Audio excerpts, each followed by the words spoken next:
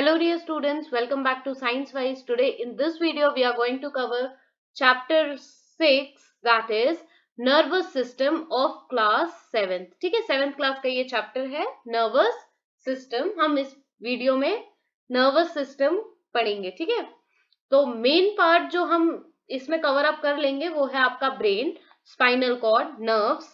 ठीक है, फिर इसके बाद हम ब्रेन के जो पार्ट्स हैं उसको कवर अप करेंगे, जैसे आपका सेरिब्रम, सेरिबेलम, मेडुला ऑब्लंगेटा.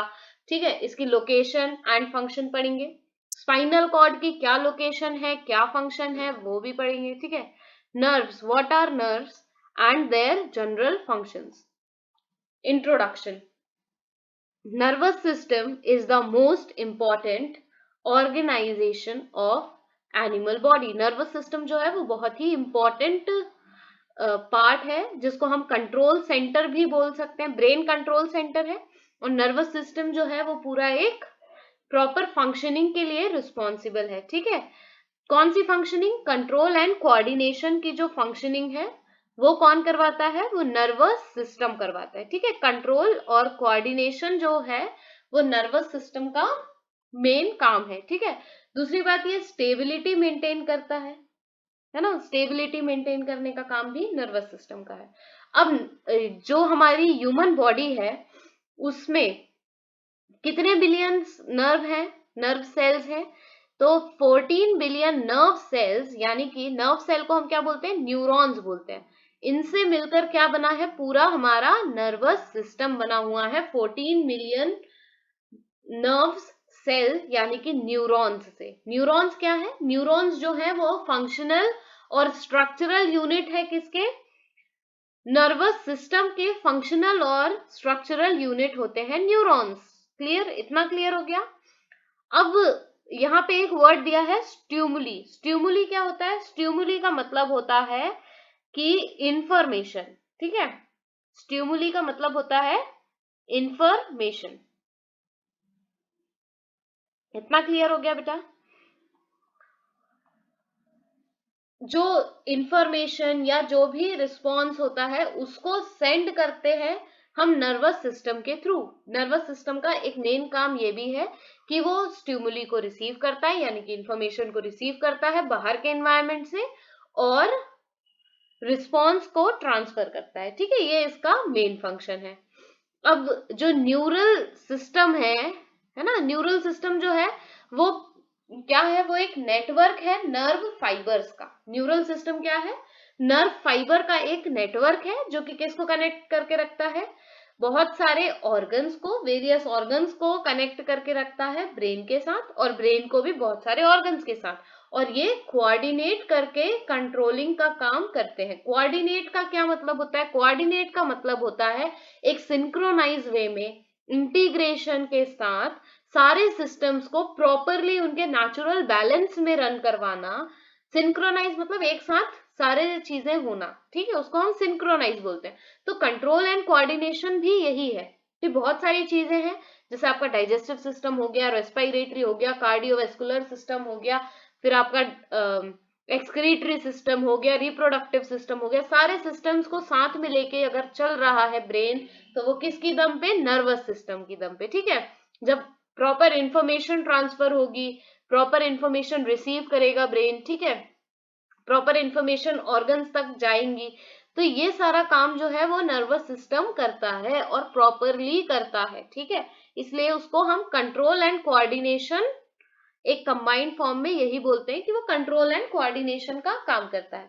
अब जो नर्वस सिस्टम है हायर ऑर्गेनिज्म के, वो उनके बेसिक फंक्शंस की अगर हम बात करें तो उनका बेसिक फंक्शन क्या होता है? Receiving the stimulus from the external environment. बाहर के एनवायरनमेंट से स्टिमुलस को रिसीव करना, यानी कि इंफॉर्मेशन को रिसीव करना, फिर उसको क्या कर देना? उस इंफॉर्मेशन को प्रोसेस करना है फाइनली. ठीक है, फिर उसके बाद उस पर रिस्पॉन्ड करना, पर्टिकुलर स्टिमुलस पे रिस्पॉन्ड करना. अब एक एग्जांपल देती हूँ. अगर मान लो यहाँ पे कोई एक हॉट बर्तन रखा हुआ है, उबलता हुआ पानी है. ठीक है, यहाँ पे क्या है? पानी जो है वो उबल रहा है, भाप आ रही है. आपका हाथ गलती से आपने यहाँ टच कर लिया, तो टच करने के बाद ऐसा होता है कि आप उसको पकड़ के रखते हो? नहीं. क्या होता है, जो आपकी फिंगर टिप्स पे जो सेल्स है ना, वो मैसेज पहुंचाती है ब्रेन तक कि ये हॉट है, ब्रेन तक नहीं, स्पाइनल कॉर्ड तक पहुंचाती है। तो जब ये मैसेज स्पाइनल कॉर्ड तक जाता है तो स्पाइनल कॉर्ड ऑर्डर करता है हैंड को कि वहां से अपना हाथ हटा लो, it is going to harm you. ठीक है, तो क्या हुआ यहाँ, ऑर्गन ने मैसेज पहुंचाया कहां तक, स्पाइनल कॉर्ड तक, किसके थ्रू, नर्व्स के थ्रू स्पाइनल कॉर्ड तक मैसेज गया। फिर वही मैसेज नर्व्स ने क्या किया, मैसेज का रिस्पॉन्स दिया कि तुम हाथ हटा लो। तो ये जो पूरी प्रॉपर फंक्शनिंग हो रही है ना, ये किसके दम पे हो रही है, ये नर्वस सिस्टम के दम पे हो रही है। तो नर्वस सिस्टम कोऑर्डिनेशन का काम करता है। अब हम कोऑर्डिनेशन कोऑर्डिनेशन बहुत देर से बोल रहे हैं, तो कोऑर्डिनेशन का मतलब क्या होता है, कोऑर्डिनेशन का मतलब एक बार पहले ही आपको बता दिया है मैंने कि the synchronize and integration of different system that maintains the intrinsic balance of the body is called coordination। Synchronize का मतलब एक साथ बहुत सारे ऑर्गन्स को मैनेज करना, ठीक है।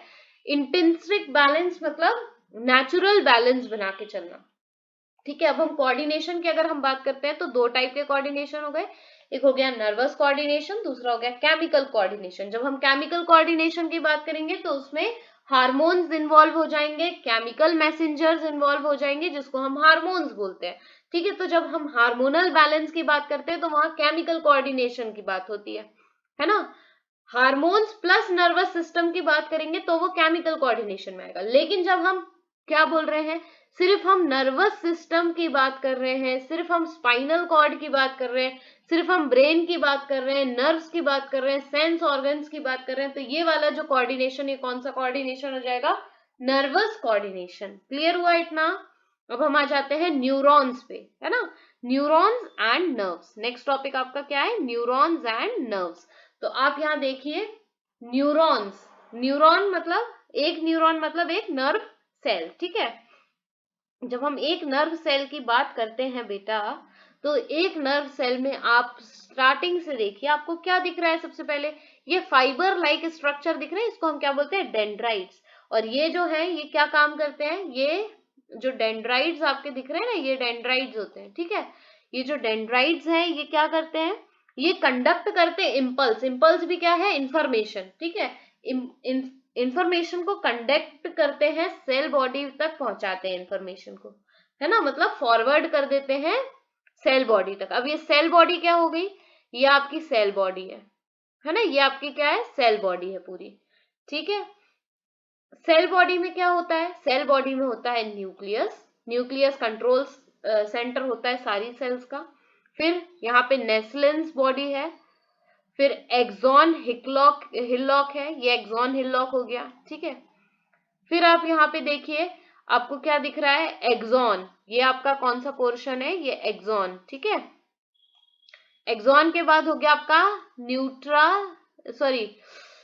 न्यूट्री लैमिना, ये आपकी न्यूट्री लैमिना हो गई, है ना, ये जो दिख रही है ये न्यूट्री लैमिना हो गई।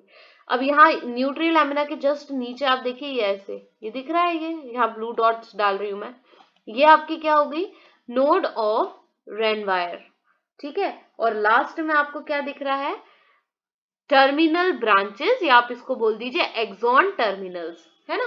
तो एक एक करके हम इस स्ट्रक्चर का जो बेसिक क्लासिफिकेशन है हम वो पहले पढ़ लेते हैं, है ना। तो जो सेल बॉडी है ना, पहली बात तो हम ये कर लेते हैं कि न्यूरॉन क्या है, पहले भी बताया, स्ट्रक्चरल और फंक्शनल यूनिट है किसकी, नर्वस सिस्टम की, ठीक है।